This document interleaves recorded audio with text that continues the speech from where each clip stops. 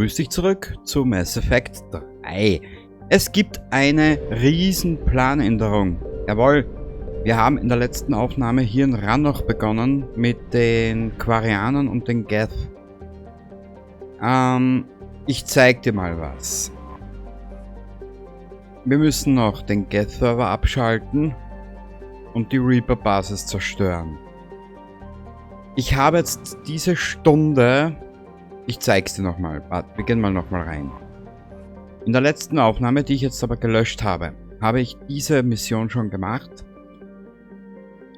Und hier gibt es eine Entscheidung zu treffen. Genau. Wir kommen später dazu.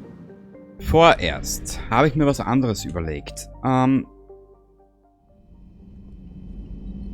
Grüß dich. Wir benötigen etwas. Und zwar, na, mach mal so. Du wirst alles mit der Zeit sehen. Genau.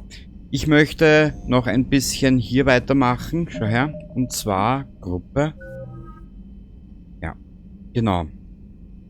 Da müssen wir noch weitermachen und so weiter und so fort. Wie gesagt, wenn wir dort wieder hinkommen zu Rannoch und den letzten beiden Missionen, erkläre ich dir mehr. Ich schreibe mir da bis dato was zusammen, dass ich dir das irgendwie ein bisschen erklären kann. Genau. Wir machen jetzt mal was anderes in der Zwischenzeit. Ich möchte ein bisschen Level farmen und ich möchte den vorbildlichen Quatsch noch etwas erhöhen. Hier gibt es ja nichts mehr. Okay. Perseus Nebel, das bleibt vorerst mal im Blick. Hier müssen wir weitermachen, hier müssen wir noch ein bisschen arbeiten, hier müssen wir noch ein bisschen was tun. Wie du siehst, es geht drunter und drüber. Warte ein bisschen, ich schaue nochmal. Treibstoffreaktoren. Wir machen mal die Treibstoffreaktoren im Silean-Nebel. Und es dauert ein bisschen, bis wir soweit alles zusammen haben, um was? Ja, gute Frage. Was? Treibstoffreaktoren. Was machen wir jetzt? Landen. Egal, du wirst alles sehen, ich erkläre es dir später. Machen wir so. Ich nehme jetzt mal mit die beiden. Ich versuche so gut wie es geht, Abwechslung zu bringen. Machen wir so. So, bestätigen. Achso. Ja, hier kann ich nichts mehr machen. Bei ihr. Und hier kann ich auch nichts machen. Okay. Perfekt. Shepard, seit 72 Stunden sind die Reaktoren eines Turianer Asari Treibstoffdepots offline. Scans der Station sind kalt. Sie ist verlassen. Was ist mit den dort stationierten Truppen passiert? Unbekannt. Aber kein Treibstoff bedeutet keine Flottenpräsenz. Der Feind kann ungehindert operieren. Sie müssen da rein, rausfinden, was los ist und die Reaktoren wieder online bringen. Captain Riley macht vor Ort die erste Aufklärung. Sie leitet eines unserer besten Technikerteams. Wir gehen der Sache auf den Grund, Admiral. Gut, Hackett Ende.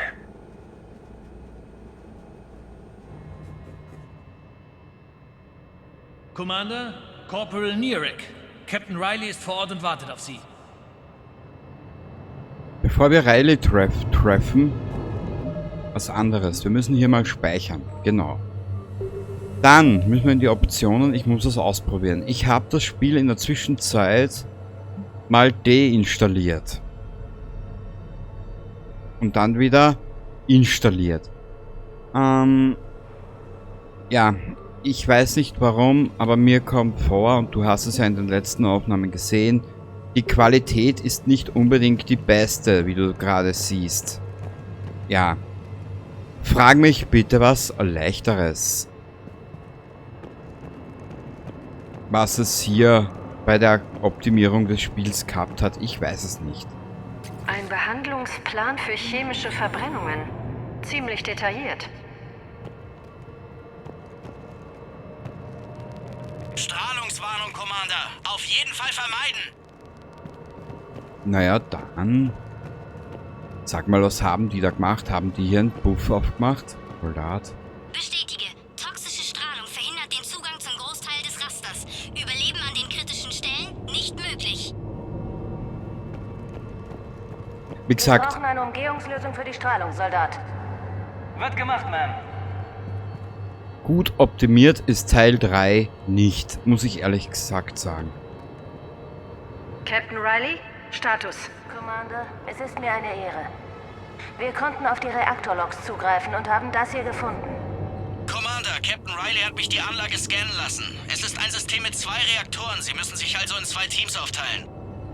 Verstanden. Die Brennstäbe beider Reaktoren müssen entriegelt werden, bevor ein Neustart eingeleitet werden kann. Ihr Weg ist im Moment blockiert. Captain Rileys Mann arbeitet an der Beseitigung der Hindernisse. Danke für den Statusbericht. Erledigt, Captain. Gute Arbeit, Kozlo.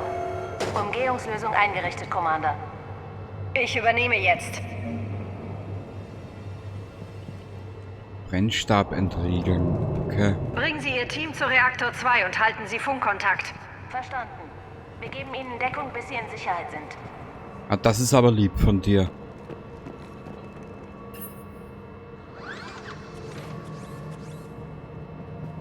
Hä?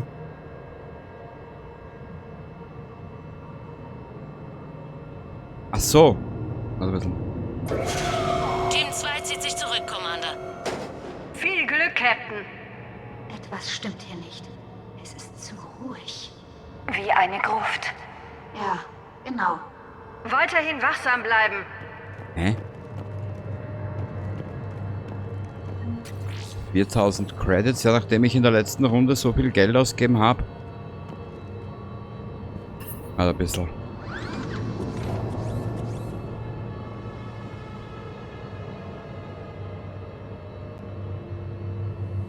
Anna aktivieren.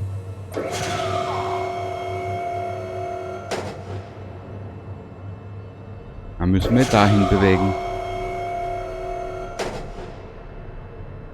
Okay. Ja, ich keine Ahnung.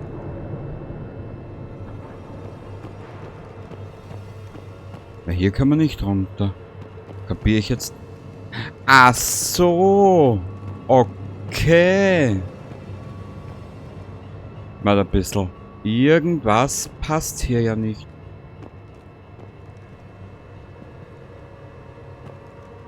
Da muss es ja noch eine Ladebucht geben. Hä? Kapiere ich jetzt nicht ganz. Hä? Also, wie du siehst, ich verlaufe mich auch in einem linearen Spiel.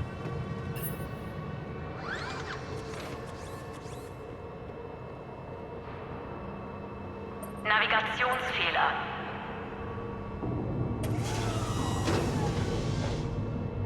Ah, wir dürfen Kran fahren. Schön, jetzt verstehe ich's.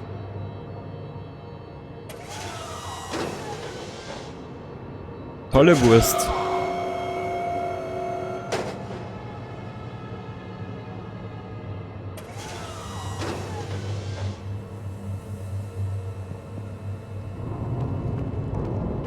Freude, Kran fahren. Jö, mach ich ja sehe nicht. die Steuerung für die Brennstäbe, aber die Strahlung blockiert den Zugang. Mach Hier ich ja. sieht's genauso aus. Ich suche einen Weg, den Bereich zu entlüften. Mache ich ja beruflich nicht. Kran fahren. Ha, ha, ha.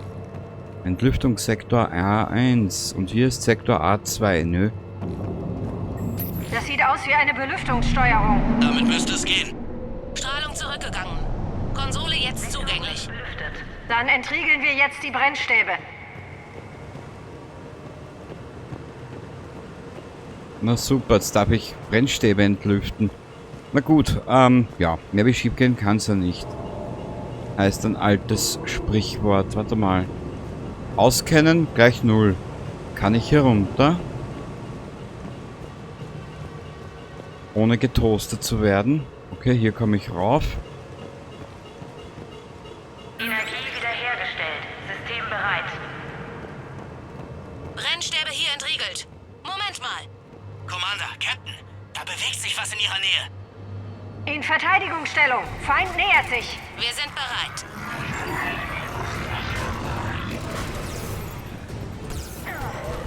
Hä? Oh.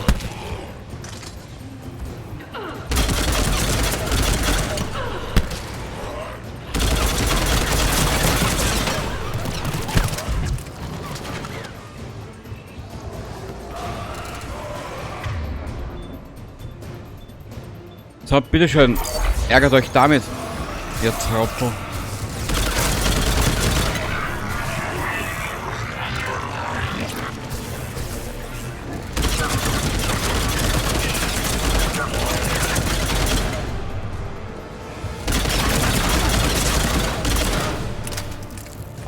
Riley, Status. Ein Mann verloren, aber Bereich gesichert. Warnung, Kühlmittellecks entdeckt. Reaktoren 1 und 2. Systemneustart nicht möglich.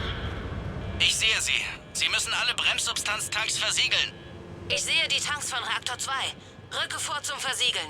Ah, da drüben. Ja, stülpt doch einfach ein Kondom drüber, dann wird das sicher halten. Also das nennt man ja verhüten, genau. Da war ja was. Tank 1 versiegelt und stabil. Das Ausbessern scheint zu klappen. Wir haben nur noch einen vor uns. Ja, ich bin schon da. Tank 2 versiegelt und stabil. Commander, der Kern hat sich stabilisiert. Reaktivierung kann fortgesetzt werden. Riley, sind Sie in Position? Bestätige. Erwarte Ihre Befehle. Leite Neustart ein. Commander, Captain, ich registriere jede Menge Bewegung in Ihre Richtung. Achtung! Feind! Feinde im Anmarsch! Jetzt nur die große Frage, von welcher Seite oder von wo? Sie kommen von oben! Ah. Tolle Wurst. Bitte einmal ein Blatt extra Wurst. Nö.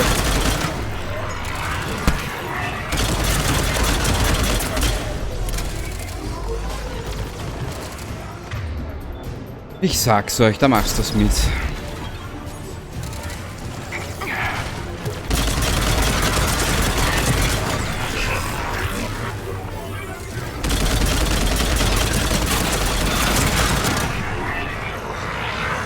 Und dann brauche ich dich.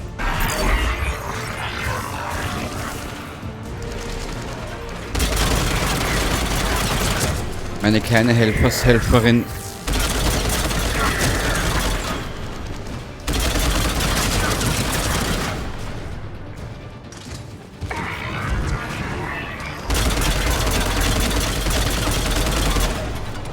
Da ist noch wer.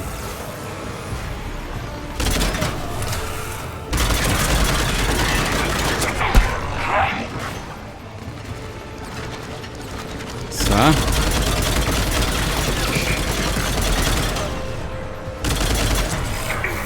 Na, komm her, komm her. Dann hau ich dich nieder, du.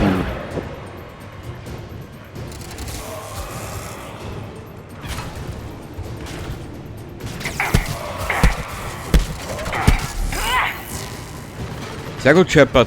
Jetzt wirst Nahkampfspezialist auch noch. Du bist ein richtiges Allzweckmittel.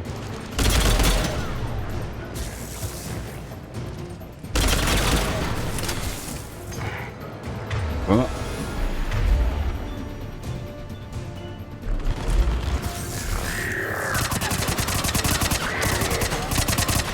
Na komm hervor, du.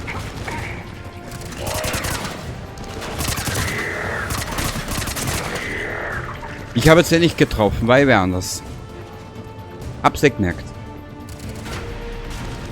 Na komm, Alter.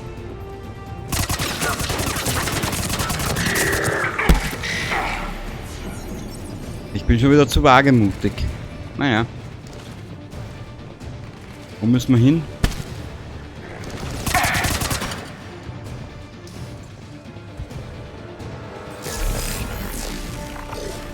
Was will der da unten? Oh.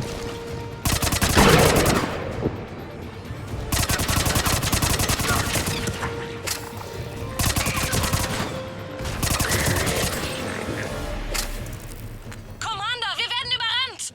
Stellung ist unhaltbar. Wir schaffen es nicht. durchhalten. Einer meiner Leute kommt. Verstanden.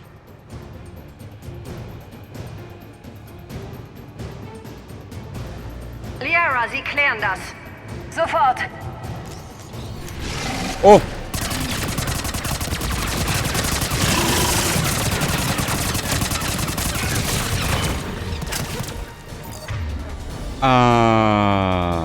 Bitte einmal dich. Und bitte einmal dich. Und zweimal bitte dich. Danke.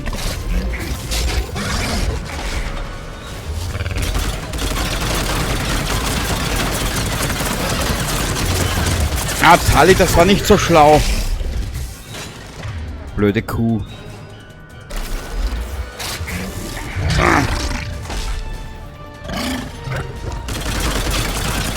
Jetzt ist die schon wieder... Achso.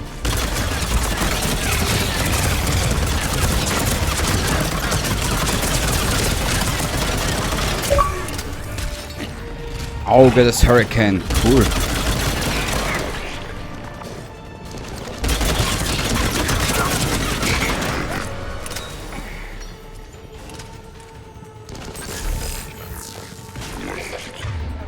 Dann bitte... Was ist das? Sabotage.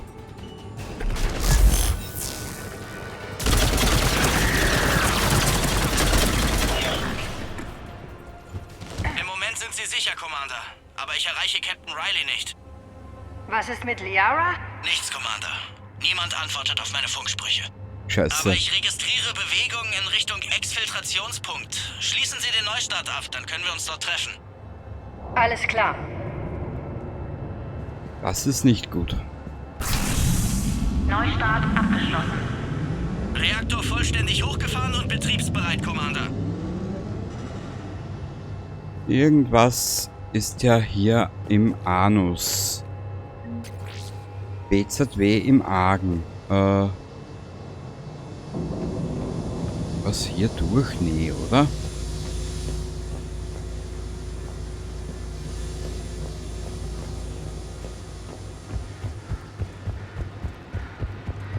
Irgendwas passt hier nicht.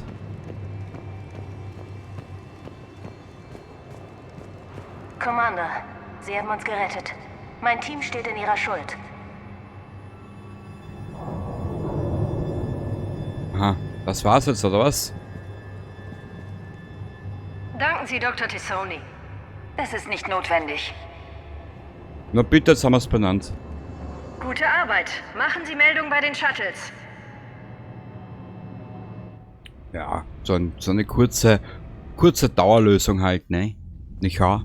Gute Arbeit da unten, Shepard. Ohne das Depot wäre der gesamte Kriegsschauplatz gefährdet. Wie stehen die Chancen, dass die Reaper zurückkommen? Eine Einsatztruppe wird die Anlage betreiben und verteidigen. Wenn die Reaper kommen, sind wir bereit. Ich habe Captain Rileys Bericht gelesen. Sie hätte es ohne sie nicht geschafft. Ich habe gerne geholfen. Ich werde sie auf dem Laufenden halten. Packet Ende. Oh, die wollen immer mal dumm tippen. Schrecklich. Gruppe. Naja, da fehlt noch einiges, bis wir dorthin kommen, wo ich hin will. Gut. Jetzt schauen wir hier mal. Tiegel. Ja, okay, wir sind eigentlich gut unterwegs. Und vielleicht sind wir mit meinem Wissen für die spätere Mission auf Rannoch noch besser gerüstet. Mal schauen, ob ich wieder so ausflippe wie in der letzten Aufnahme. Ich hoffe es nicht. Na gut, jetzt weiß ich ja schon, auf was ich achten muss. Hast du was für mich, Mizidant? Nö, hat sie nicht. Mach mal schnell was anderes. Und zwar...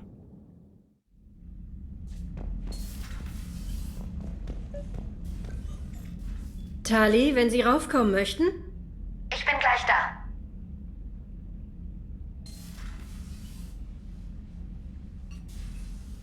Danke für die Einladung. Ich konnte vor Rahn nicht frei sprechen. Alles okay? Nein. Nein, überhaupt nicht. Verantwortung für 17 Millionen. Und ich weiß nicht, ob ich sie retten kann.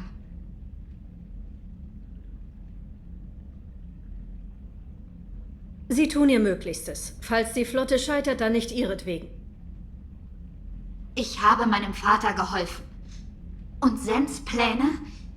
Die neue Tech für die ach so wunderbare Invasion basiert auf der Arbeit meines Vaters. Wenn sie wegen mir sterben. Und ich... Wir holen sie sicher da raus, Tali. Ohne sie könnte ich das nicht, Shepard. Ich blöffe doch nur und versuche, dass alle glauben, dass die Admiralstochter weiß, was sie tut. Nicht die Admiralstochter, der Admiral. Ich weiß. Jetzt kann ich wenigstens die schlimmsten Ideen kontern. Darum habe ich den Posten angenommen. Und wegen ihm. Mir? Als ich das Angebot bekam, habe ich mich gefragt, was Sie tun würden. Sie würden die Chance nutzen, etwas zu verbessern. Das klingt wahrscheinlich dumm, aber ich kann so etwas nicht besonders gut. Alles in Ordnung, Tali. Und danke. Ich muss zurück, bevor die Admirals wieder Probleme kriegen. Wir reden später weiter.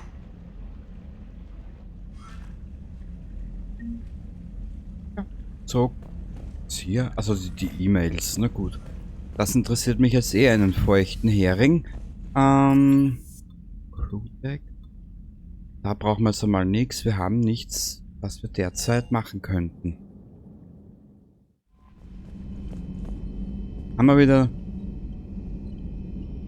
wieder Nachrichten erhalten. Es gäbe noch so viel zu tun und ich weiß nicht, wo ich ansetzen soll. Gut, ja,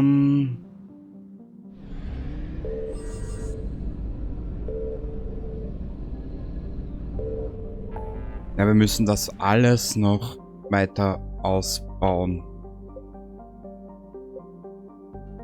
Wie gesagt, da hinten Perseus Nebel machen wir später fertig.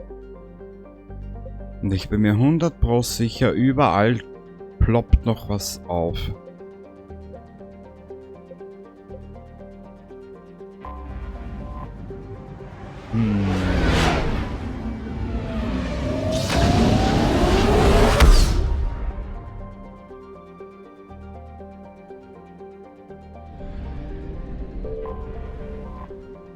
Gott sei Dank ist das keine offene Welt. Naja.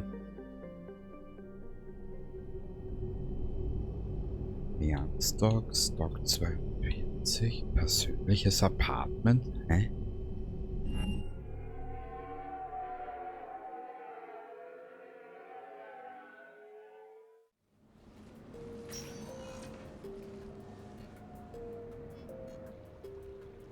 Commander, ich habe Admiral Anderson am QVK. Ich stelle ihn jetzt zu Ihnen durch. Shepard. Admiral, wie läuft's bei Ihnen? Tag für Tag, Commander. Ja. Hackett hat mir eine Nachricht wegen des Apartments geschickt. Sie sollen es haben. Befreien Sie mich davon. Ist das Ihr Ernst? Sie brauchen etwas Eigenes, wo Sie auftanken können, den Kopf freikriegen. Kaylee wollte sich dort niederlassen. Aber je länger ich auf der Erde bin, desto weniger will ich weg. Und ich will möglichst wenig Altlasten. Wie gesagt, Sie täten mir damit einen Gefallen.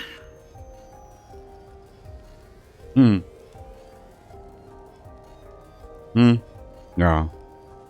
Das ist sehr großzügig. Es ist praktisch. Wir brauchen Sie in Topform. Ausgeruht, konzentriert. Wie Sie meinen. Danke. Fühlen Sie sich wie zu Hause. Es gehört jetzt Ihnen.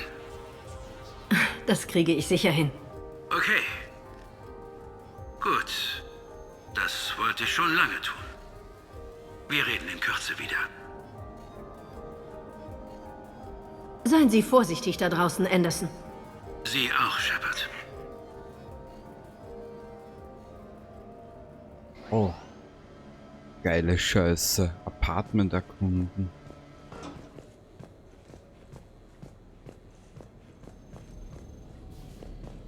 Ja, cool. Wir haben sogar einen Schatten. Oder ein Spiegelbild. Aha. Ein schönes Bett zum Knattern. Auch schön. Sie haben eine neue Nachricht. Was? Wer? Nachrichten abrufen.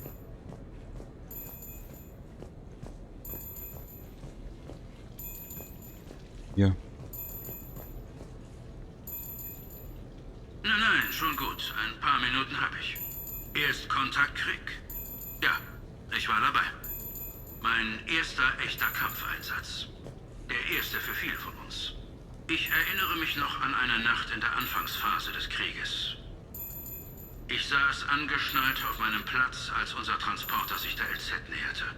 Alle haben geschwiegen. Man hörte nur unser Atmen. Gute Männer. Wir waren alle zusammen ausgebildet worden.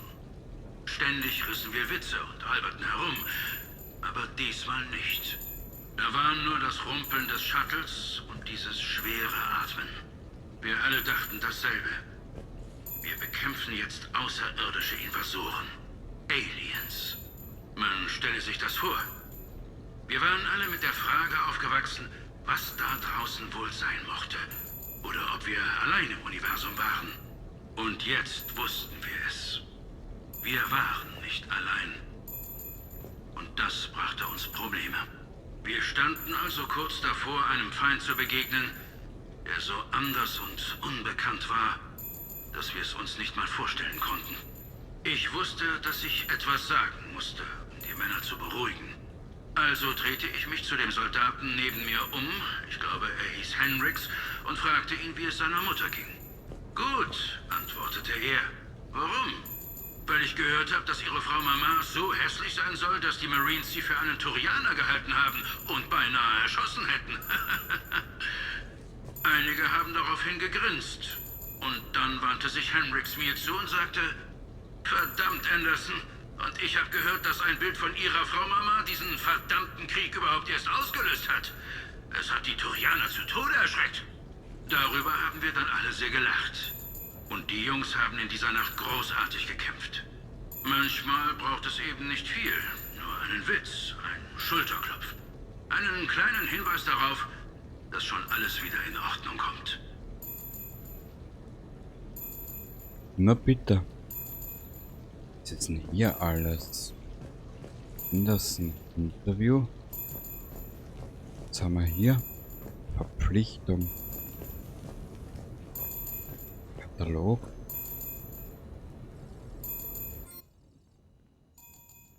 Oh. Oh. Wanddeko.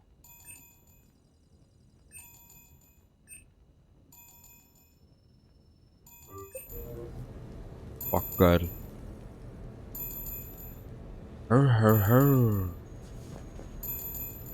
Also bisschen, ich möchte noch ein bisschen. Na komm, bleib stehen. Badezimmer. Bettzeug. Also gibt's nur das. Küche. Standardküche. Sitzmöbel. Also da gibt's nicht mehr. Ach, schade.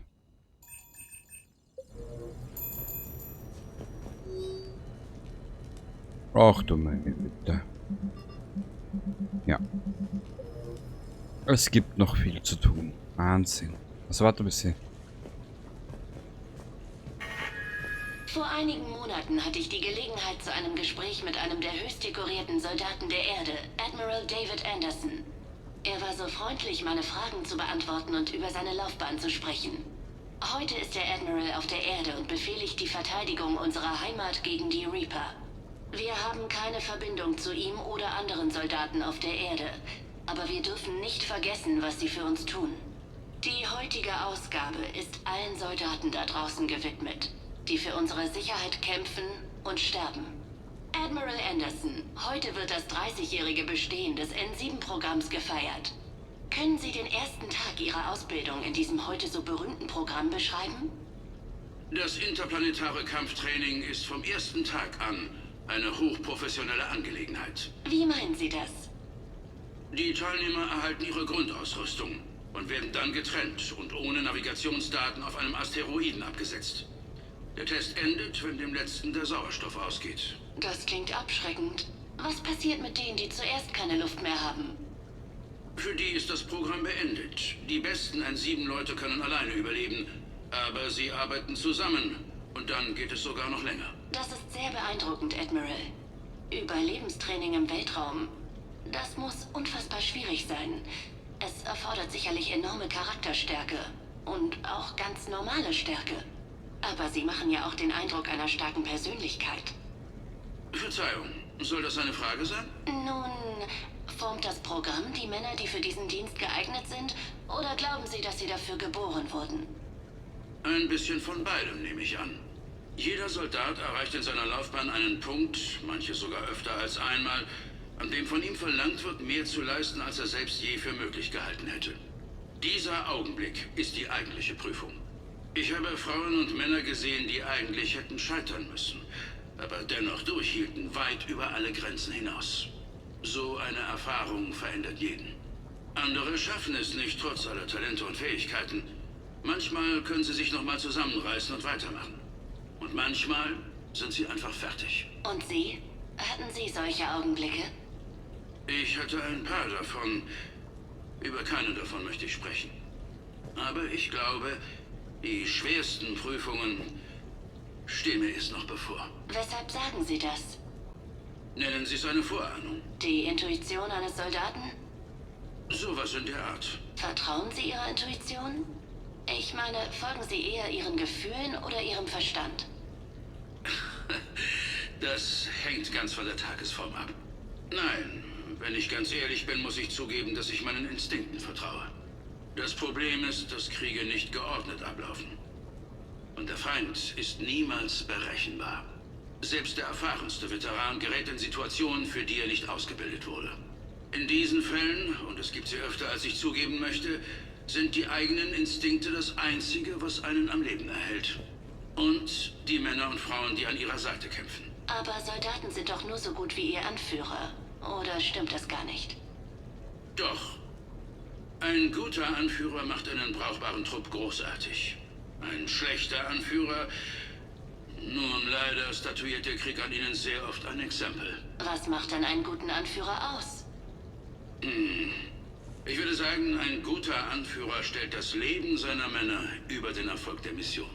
Aber er weiß auch, dass der Preis einer gescheiterten Mission manchmal höher ist, als der Preis, diese Männer zu verlieren. An dieser Grenze entlang zu gehen, muss schrecklich sein. Ja, das ist es. Aber der Krieg an sich ist schrecklich. Danke für dieses Gespräch, Admiral. Ich danke Ihnen. Der Rest dieses Interviews sollte einen Blick auf das Privatleben von Admiral Anderson werfen. Doch es wurde wegen der Invasion der Reaper nicht fertiggestellt. Wir können nur hoffen, dass der Admiral und die Soldaten unter seinem Befehl überleben, um uns den Rest ihrer Geschichten zu erzählen. Mein Name ist Kalisa Al-Jelani. Danke, dass Sie eingeschaltet haben.